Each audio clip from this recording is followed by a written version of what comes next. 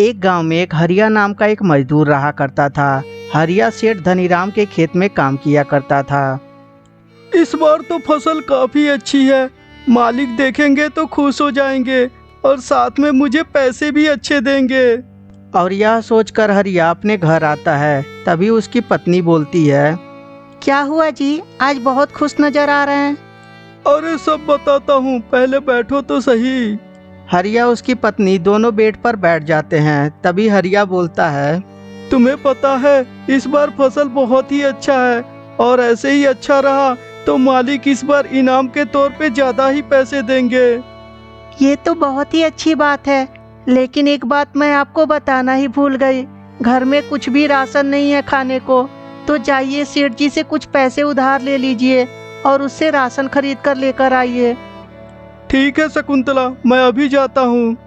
और यह बोलकर हरिया सेठ धनीराम के घर आता है और आकर बोलता है, सेठ जी कुछ पैसे उधार चाहिए, मेरे घर में राशन नहीं है खाने को। तुम मजदूरों का यही तो नाटक है, थोड़ा सा काम क्या कर देते हो, उसके बाद पैसे के लिए कपार पे चढ़ जाते हो। अरे तुम्हारे घर में राशन नहीं है तो मैं क्या करूं? ऐसे भी पेड़ पे पैसे थोड़ी उग रहे हैं, अभी मेरे पास नहीं है, जब होंगे तो दे दूंगा। मालिक रहम कीजिए, अगर जो आप मुझे पैसे नहीं देंगे तो मैं कहां से खाऊंगा? एक बार बोला तुझे समझ में नहीं आया, लगता है तुझे धक्के मार के निकालना पड़ेगा। सेठ धनीराम की बातें सुनकर हरिया बहुत ज्यादा निराश हो जाता है और आकर चुपचाप खेत में बैठ जाता है। हे भगवान, ये तेरा कैसा इंसाफ है? मेरे घर में मेरी पत्नी भूखी है और मुझे भी भूख लगा है। सेठ धनीराम तो रहम कर नहीं रहे हैं, कम से कम भगवान आप तो रहम कीजिए। और इस तरह हरिया भगवान को कोसने लगता है। तभी अचानक से एक आवाज सुनाई देता है, हरिया, ओ हरिया, कैसा है रे तू? इस आवाज को सुनकर हरिया घबरा जाता है और खड़ा होकर इधर उधर देखने लगता है। कौन है यहाँ पे? देखो, मुझे डराने की कोशिश मत करो, मुझे पता है कि तुम इसी गांव के रहने वाले हो। देखो, अगर जो मुझे तुम परेशान किए तो मुझसे बुरा कोई नहीं होगा। हरिया, तुम्हें डरने की जरूरत नहीं है और ना ही घबराने की जरूरत है।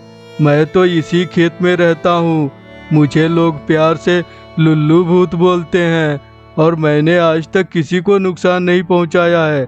मैं तुम्हारी बातों को सुना, तुम बहुत परेशान लग रहे हो, इसीलिए तुम्हारी परेशानी दूर कर दिया हूँ मैं। जाकर अपने घर में देखो, मैंने राशन पहले ही पहुँचा दिया है और जब भी तुम्हें कभी कोई चीज़ की ज़रूरत पड़े तो तुम बेझक आकर मुझसे कहना, मैं तुम्हारी मदद जरूर करूँगा। हरिया लुल्लू भूत की बातें सुनकर बहुत ज्यादा खुश हो जाता है।